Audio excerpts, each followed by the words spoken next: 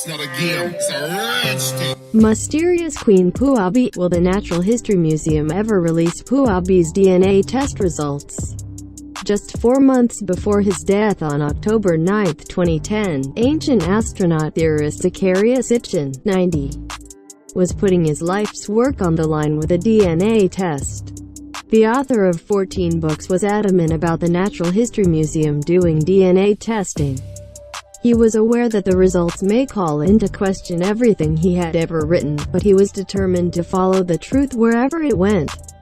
He was well aware that he would encounter opposition and derision from the mainstream scientific community, who saw him as a pseudo-historian. He was well aware that his request was essentially provoking science to confirm the Bible's upsetting traditional ways of thinking. Sitchin wanted the museum to test the 4,500-year-old remains of a high-ranking Sumerian woman called Queen Puabi. Her remains were discovered in the 1920s and 30s, around the same time as Tutankhamun's tomb in Egypt. It was one of the 20th century's greatest archaeological finds. Her name and title are clear from the short inscription on one of the 3-cylinder seals found on her person. She may have ruled on her own without a husband. London's Natural History Museum determined she probably died around 40 years old at the time and was queen of the first dynasty of Ur. During his studies, Sitchin discovered that Queen Puabi was described as Nin in the ancient Sumerian, translated to goddess. In an interview with NBC News, Sitchin discussed his quest with a cosmic log. The author, nearing the end of his life, believed the Queen's DNA could prove that the Anunnaki described in Sumerian tablets genetically altered humans. Not only that, but they purposefully held back certain traits in humans. He suggests that Puabi was an ancient demigod, genetically related to the visitors from Nibiru. What if these aliens tinkered with our DNA to enhance our intelligence, the biblical tree of knowledge of good and evil, but held back the genetic fruit from the tree of eternal life? Does the story of Adam and Eve refer to the aliens tinkering? The way Sitchin sees it, the ancient myths suggest that whoever created us deliberately held back from us a certain thing, fruit, genes, DNA, whatever, not to give us health, longevity, and the immortality that they had. So what was it? Sitchin wants scientists to test the DNA from Puabi's remains, just in case it holds the answer. Maybe by comparing her genome with ours, we would find out what are those missing genes that they deliberately did not give us, he told me. Maybe. I cannot guarantee that, but maybe. The Natural History Museum responded to the journalists, but would not commit to doing the test. The Natural History Museum says that any request to conduct DNA tests on Puabi's remains would have to come from a researcher with recognized experience and skills in this field, or with access to the necessary facilities required to undertake ancient DNA analysis. Sitchin told me he's checking with various research groups, including some of the researchers behind last month's Neanderthal DNA findings and the DNA analysis conducted on 4,000-year-old human hair from Greenland. I'm offering from my minuscule family foundation to fund this, by the way, so I'm not asking them for money, Sitchin told me. And I'm not asking them to say Sitchin is right or wrong. I'm asking them to tell the museum in London this is too important not to do it. And that's where it stands. For some context, at that time in 2010, about 32% of Americans believed in UFOs. Today, that number is far higher. According to Vox, more than half of American adults and over 60% of young Americans believe in intelligent extraterrestrial life in 2019. Sitchin may not have been credible enough for the museum to consider his request back then, but what about today? What is there to lose anyway?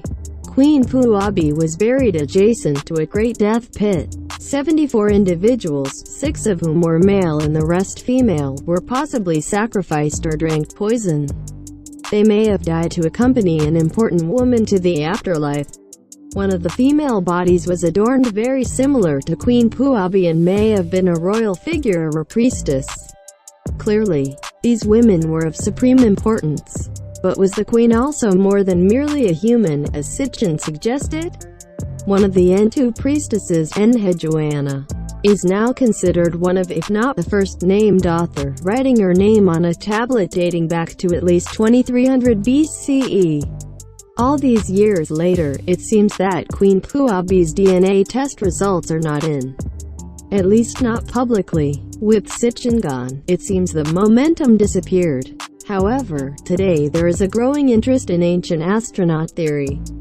Thanks no doubt to the History Channel's popular Ancient Aliens series. Will there be another push to test Puabi's remains? In 2014, reports indicate that geneticist Yahya Gad became the first scientist permitted to sequence Egypt's most famous pharaoh, King Tut. It took decades thanks to resistance from Egypt's politicians. They no doubt feared the controversy of what the results would determine. There was understandably strong motivation to protect the delicate remains as well as Egyptian heritage. The extremely complex story is spelled out in a fascinating way by Medium. It's much too elaborate to cover here. In the end, the mummy wasn't officially tested for 86 years as DNA testing technology progressed. Indeed, the results were controversial. Finding that Tut's parents were siblings amid a media blitz. An anonymous mummy from tomb KV55 found nearby had a similarly shaped head. Was it Pharaoh Akhenaten? The team believed it was, although it has never been confirmed. The union between Akhenaten and his sister planted the seed of their son's early death, he wrote. Tutankhamun's health was compromised from the moment he was conceived. Rather than finding that Pharaoh Tutankhamun was of alien origin, the result sadly set off disputes about the race of ancient Egyptian royalty. However, there was no information on the mummy's racial or ethnic origins provided by the tests. The results were disputed by the Journal of the American Medical Association, which stated the test wasn't accurate. The sample was contaminated with modern DNA, and what remained was degraded. Following it, there was a period of political unrest and plundering Egyptian artifacts. Galleries housing Tutankhamun's burial artifacts were crushed and broken on the floor. No further testing would go forward.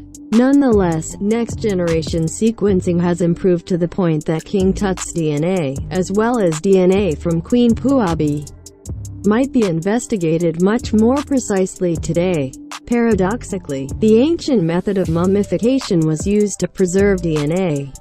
Why? Many individuals nowadays appear to be hesitant to put mummies to the test. How much longer will we have to wait? Perhaps the mysteries will be kept as long as their old souls want. Or are we now approaching the point when humans are ready for the truth?